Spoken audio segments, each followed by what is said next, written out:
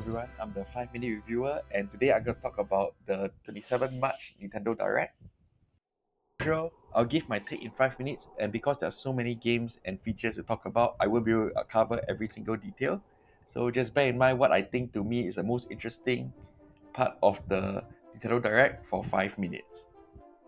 So right off the bat, we have Dragon Quest 1 and 2 HD Remake, and it's here as promised from last year's Nintendo Direct on the June Direct, if I'm not mistaken, and it's been promised and it's coming out, so I thought I should cover it as a highlight. Personally, I don't know anything about the series, so I'll move on from this.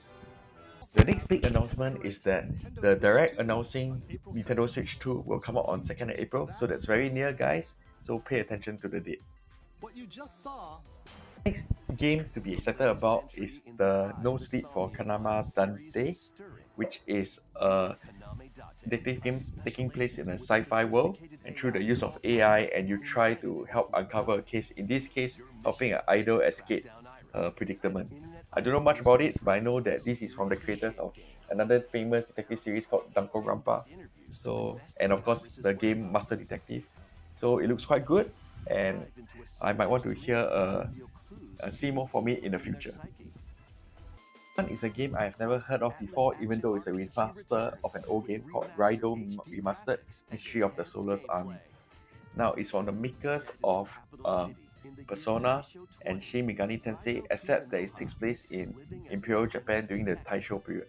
So the Demon Slayer period, if you get what I mean. So it looks interesting. It's not in the genre of games I usually play, but I think I might give it a whack if there's a discount coming. A big game called Patapon and Patapon 2 has also been announced for Nintendo Switch, and it's a remaster where you use the rhythm of the drums to direct your army to attack enemies. I thought it's quite an interesting concept and should be highlighted to my audience if you are interested in that sort of thing. Instead of giving orders to your army through like verbal commands or pressing a button, you have to basically drum the signals to your army so that they will attack or defend according to your instructions. The next game I'd like to talk about is quite hotly anticipated. It's called the Metroid Prime 4 Beyond. We waited many years for this to have another entry in the Metroid Prime series. The last time it came out was like, I think, all the way back in the Wii around 2008-2007, called Metroid Prime Corruption. So, what looks to be new is that they're going to give Samus new psychic powers, and you can direct your projectiles towards enemies using your telekinesis. I don't know how this will work out in the overall story, but I'm quite excited to play this game when it comes out.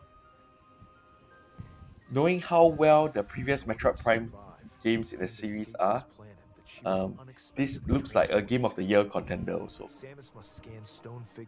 Now, if you are into something a bit more whimsical, there's a Disney Villains Curse Cafe where you make food and drinks orders for the iconic villains of the Disney animation series. So, if you're into that sort of thing, it could be fun for you to try out with your kids. Another game I'd like to highlight is this game called Witchbrook. It looks like a 2D version of Harry Potter or Hogwarts Legacy, rather, and it looks like a good alternate way to play Hogwarts Legacy that will not like run your Switch dry in terms of frame rate. So it looks very interesting, it looks very good, it looks very colorful. So I might want to wait and see whether this game will turn out to be good. Hotly anticipated game Pokemon Legends Set A will be coming out soon, and they did cover a more features as compared to the Pokemon Day announcements. So like there'll be a battle system with competitors where you start from rank Z and work your way up to rank A.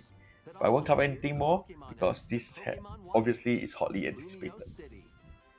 One of the biggest announcements of the Direct is the announcement of the virtual game card, in which your games that you purchase online in digital form can be converted to a virtual game card.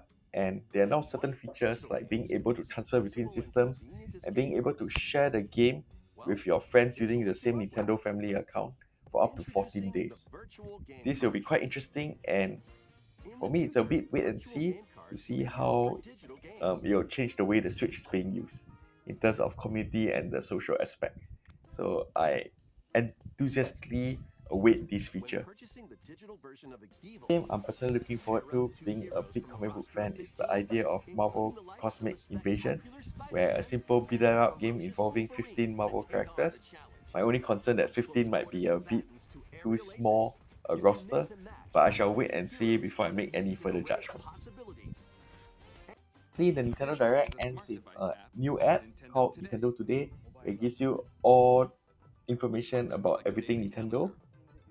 I just checked, it's not available in Singapore, so I kind of wish I was American for the moment. But this sums up my 5 minute take of the Nintendo Direct. What do you think? What do you wish I covered more?